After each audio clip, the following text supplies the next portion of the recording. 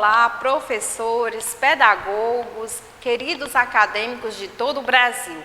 Com essa temática importante, História da Educação, onde cada um de nós que temos a nossa parcela de contribuição em todo o sistema educacional, não podemos fechar os nossos olhos e perceber como nasceu a educação em todo o mundo, né? Em vários continentes. Os povos que deram as suas contribuições, os filósofos, estudiosos, sociólogos que também deram pontapé inicial para, assim, organizar e sistematizar toda a história da educação. A nossa aula de hoje, ela está apenas iniciando e ela tem como essa temática importante os sistemas nacionais de educação. Agora a gente começa a entrar de fato naquilo que se aproxima bem mais da gente, dos dias atuais, né? As primeiras organizações sistemáticas da educação pública foi durante o século XVII, né, que a Alemanha deu os primeiros passos para a organização de um sistema nacional de educação capaz de atender às necessidades e exigências coletivas de escola. Então, nesse quebra-cabeça, não se pensava mais no individualismo, mas se pensava em organizar de forma coletivamente, para assim ter um sistema de fato organizado e que atendesse às necessidades do povo daquela região. A educação na Europa e nos Estados Unidos no século XIX.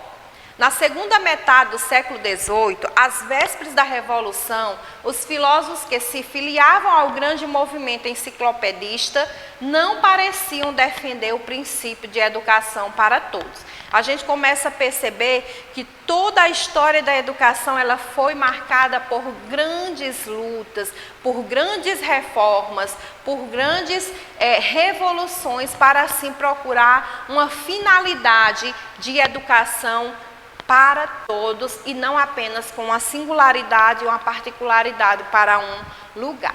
Os sistemas educacionais norte-americanos.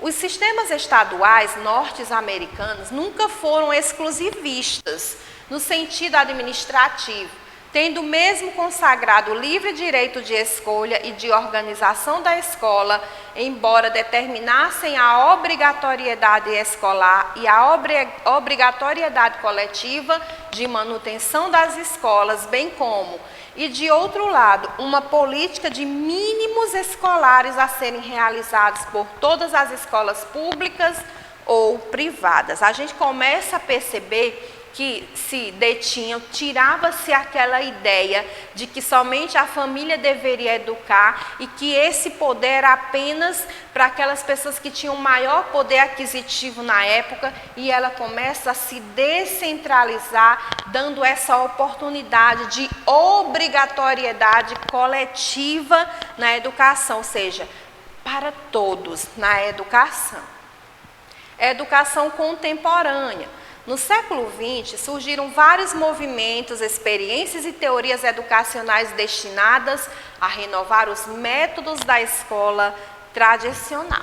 Assim, a liderança dos conhecimentos pedagógicos do século XIX permitiu que se chegasse no século XX a um conceito bem mais pragmático da educação. Partindo ainda então desse pressuposto, né, do tradicionalismo, daquilo que pregava de fato a religiosidade, a igreja, a reforma do protestantismo, daí então foi melhorando a cada vez mais esses métodos, a partir dessa educação contemporânea no século XX, né? Permitindo que se chegasse no século XX a um conceito bem mais pragmático da educação. Esse pragmatismo quer dizer pregar de fato aquilo que era consistente para que as pessoas pudessem aprender e compreender de forma e melhorar o sistema educacional. A nova escola é a escola ativa. A chamada escola nova abarcou várias correntes pedagógicas. Tentando acertar, elas iam abarcando várias tendências pedagógicas para assim melhorar o sistema educacional. Contra a organização tradicional do ensino em compartimentos, estanques, o médico e o educador belga Ovid de Crolles criou o método globalizador, que se concretizava a princípio do interesse da criança. Então, a gente começa a perceber, né, que aqui surge esse método novo, partindo daquilo que a criança precisava aprender e compreender. Mais métodos.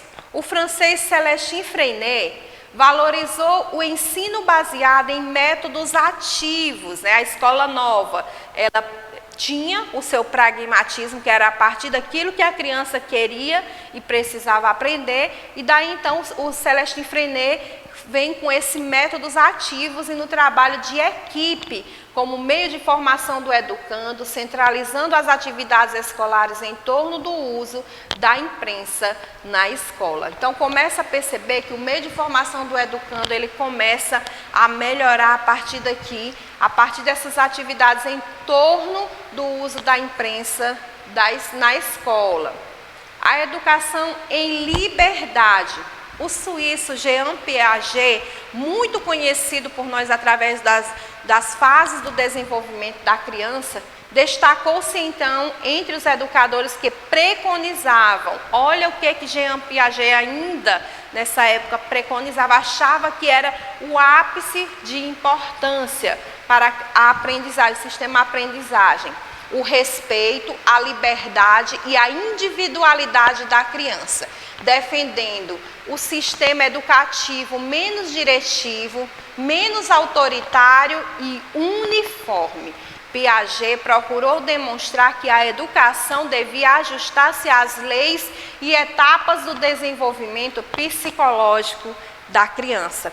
Cada fase a criança aprendia algo, era isso que preconizava Jean Piaget, né? Demonstrando assim que a educação deveria ser esse campo aberto a se ajustar e melhorar todo o sistema educacional. Educação socialista.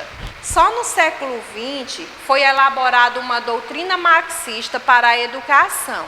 A maior figura da pedagogia marxista foi o soviético Anton Seinenovich, né, Markarenko, que criou as escolas da comunidade.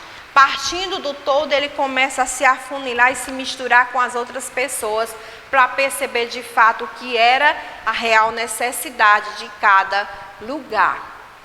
Educação liberadora.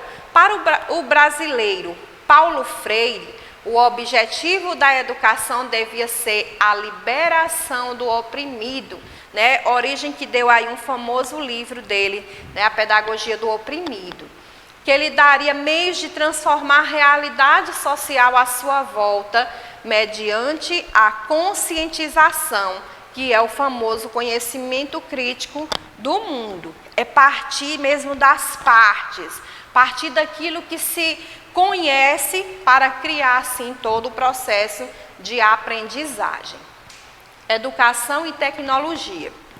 Todas as correntes citadas, os métodos, abordaram sobre ângulos diversos os problemas gerados pelo desenvolvimento tecnológico no âmbito da educação. E a gente começa a perceber que sem essa tecnologia, sem esse avanço da tecnologia, seria impossível que o sistema educacional avançasse, por mais estratégico que fosse qualquer os métodos aqui já citados. A tecnologia, ela teve de fato, né, esse pontapé inicial para despertar, para organizar todo o sistema educacional. A Unesco procurou dar ênfase à luta contra o analfabetismo, à educação dos adultos, bem como à educação permanente, já que as mudanças se processavam com grande rapidez, exigindo, portanto, uma constante atualização de métodos e programas educacionais. Então, era rápido demais como aconteciam as informações, as transformações daquela sociedade, daquele lugar.